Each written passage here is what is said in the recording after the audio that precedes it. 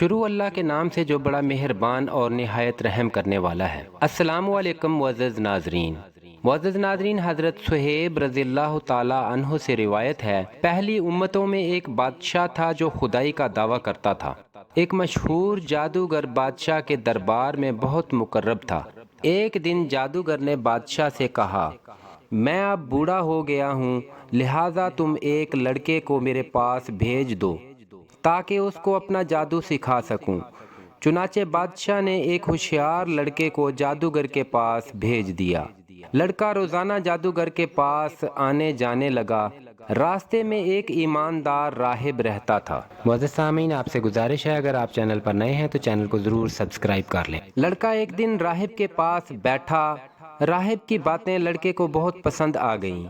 لڑکا جب جادوگر کے پاس جاتا تو راستے میں روزانہ راہب کے پاس بیٹھ کر اس کی باتیں سنتا۔ ایک دن لڑکے نے دیکھا ایک بہت بڑا جانور انسانوں کا راستہ روکے ہوئے کھڑا ہے۔ لڑکے نے یہ منظر دیکھ کر اپنے دل میں کہا، آج یہ ظاہر ہو جائے گا کہ جادوگر افضل ہے یا راہب سچا۔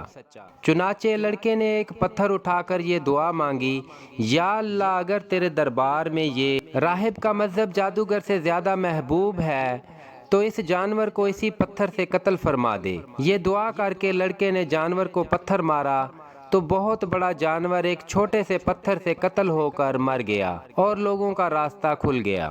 لڑکے نے راہب سے یہ پورا واقعہ بیان کیا تو راہب نے کہا، اے لڑکے، خدا کے دربار میں تیرا مرتبہ بلند ہو گیا ہے، لہٰذا اب عنقریب تو امتحان میں ڈالا جائے گا، اس لیے کسی کو میرا پتہ نہ بتانا اور امتحان کے وقت صبر کرنا۔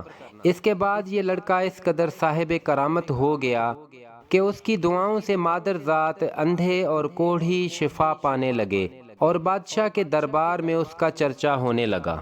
بادشاہ کا ایک بہت ہی مقرب ہم نشین جو اندھا ہو گیا تھا، اس لڑکے کے پاس بہت سے تحائف لے کر حاضر ہوا اور اپنی آنکھوں کی بینائی کا طالب ہوا۔ تو لڑکے نے کہا، اگر تو اللہ پر ایمان لائے تو میں تیرے لیے دعا کروں گا۔ وہ ایمان لایا اور لڑکے نے اس کے لیے دعا کی تو فوراً ہی آنکھوں کا نور واپس آ گیا۔ بادشاہ کے دربار میں گیا تو بادشاہ نے حیران ہو کر پوچھا کہ تمہاری آنکھوں میں بصارت کیسے آ گئی؟ تو اس نے کہا، میرے رب نے مجھے بصارت عطا فرمائی۔ بادشاہ نے غضبناک ہو کر کہا، میرے سوا بھی تمہارا کوئی رب ہے؟ ظالم بادشاہ خدائی کا دعوے دار تھا۔ تو اس نے کہا، ہاں، اللہ تعالیٰ میرا اور تیرا دونوں کا رب ہے۔ بادشاہ نے اس کو ہر طرح کی سزا دے کر پوچھا کہ کس نے تجھے یہ بتایا ہے؟ تو بادشاہ کے ہم نشین مقرب نے لڑکے کا نام بتا دیا اور بادشاہ نے راہب کو گرفتار کر کے اس سے کہا کہ تم اپنے عقیدے کو چھوڑ دو۔ مگر راہب نے صاف صاف کہہ دیا کہ میں اپنے عقیدے پر آخری دم تک قائم رہوں گا۔ یہ سن کر بادشاہ آگ بگولا ہو گیا اور اس نے راہب کے سر پر آرا چلوا کر اس کو دو ٹکڑے کر دیا اور اپنے ہم نشین مقرب کے سر پر بھی آرا چلوا دیا۔ پھر لڑکے کو سپاہیوں کے سپرد کیا اور حکم دیا کہ اس کو پہاڑ کی چوٹی پر چڑھا کر اوپر سے نیچے لٹکا دو۔ لڑکے نے پہاڑ پر چڑھ کر دعا مانگی تو ایک دم زلزلہ آیا اور بادشاہ کے سپاہی زلزلے کے جھٹکوں سے ہلاک ہو گئے اور لڑکا سلامتی کے ساتھ بادشاہ کے سامنے آ کھڑا ہوا۔ بادشاہ نے غضبناک ہو کر حکم دیا کہ اس کو کشتی میں بٹھا کر سمندر کے اندر لے جا کر سمندر کی تہہ میں پھینک دو۔ بادشاہ کے سپاہی اس کو کشتی میں بٹھا کر چلے گئے۔ پھر جب لڑکے نے دعا مانگی تو کشتی غرق ہو گئی اور سب سپاہی مر گئے اور لڑکا صحیح سلامت بادشاہ کے سامنے آ کر پھر کھڑا ہو گیا۔ بادشاہ حیران رہ گیا۔ پھر لڑکے نے بادشاہ سے کہا، اگر تم مجھ کو شہید کرنا چاہتے ہو تو اس کی ایک ہی صورت ہے، تم مجھ کو سولی پر لٹکا کر یہ پڑھ کر مجھے تیر مار، بسم اللہ رب الغلام۔ بادشاہ نے اسی ترکیب سے لڑکے کو تیر مار کر شہید کر دیا۔ ہزاروں کے مجمع نے یہ منظر دیکھ کر با آواز بلند یہ کہنا شروع کر دیا، ہم اس لڑکے کے رب پر ایمان لائے۔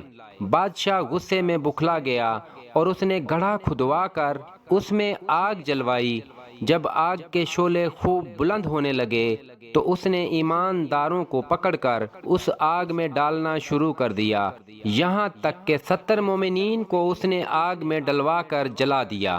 آخر میں ایک ایمان والی عورت اپنے بچے کو گود میں لیے ہوئے آئی۔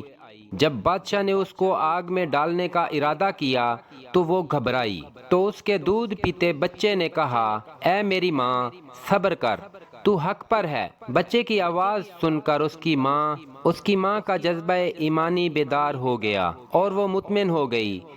پھر ظالم بادشاہ نے اس مومنہ کو اس کے بچے کے ساتھ آگ میں پھینک دیا۔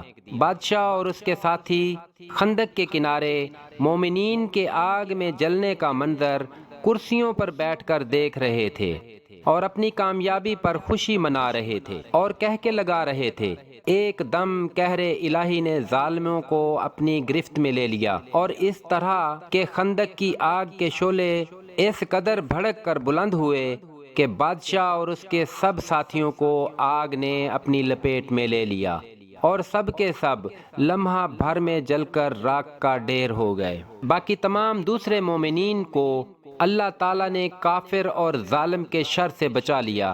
اس سے یہ معلوم ہوا کہ مومن کو ہر حال میں اپنے ایمان پر استقامت و استقلال کے ساتھ پہاڑ کی طرح قائم رہنا چاہیے، خواہ مومن پھولوں کے ہار کے نیچے ہو یا تلوار کے نیچے، پانی میں غرق کیا جائے یا آگ کے شعلوں میں جلایا جائے، صبر کا دامن کبھی نہ چھوڑے تو آسمان کے فرشتے اس کے اعلیٰ مرتبے کی سر بلندی کے لیے ثنا خواہ بن جاتے ہیں۔ معزز ناظرین، اگر آپ چینل پر نئے ہیں تو چینل کو سبسکرائب کر لیں اور بیل آئیکن کو ضرور دبا لیں۔ اپنے رشتہ داروں اور دوستوں کو ویڈیو کو شیئر ضرور کریں۔ اللہ آپ کا حامی و ناصر۔